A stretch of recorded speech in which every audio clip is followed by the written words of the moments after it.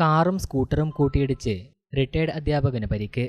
വ്യാഴാഴ്ച വൈകുന്നേരമാണ് സംഭവം. പെരിങ്ങോം ഞെക്ലി റോഡിൽ പാടിയോടിച്ചാലിൽ നിന്നും അരവഞ്ചാൽ ഭാഗത്തേക്ക് പോവുകയായിരുന്ന കാറും സ്കൂട്ടറും തമ്മിലാണ് കൂട്ടിയിടിച്ചത്. പെരുന്തട്ടയിലെ റിട്ടയർഡ് അധ്യാപകൻ മാത്തിൽ കോളിയാട്ട് MK ബാലകൃഷ്ണനാണ് പരിക്കേറ്റത്. തുടർന്ന് പയ്യന്നൂർ സഹകരണ ആശുപത്രിയിൽ പ്രവേശിപ്പിച്ചു.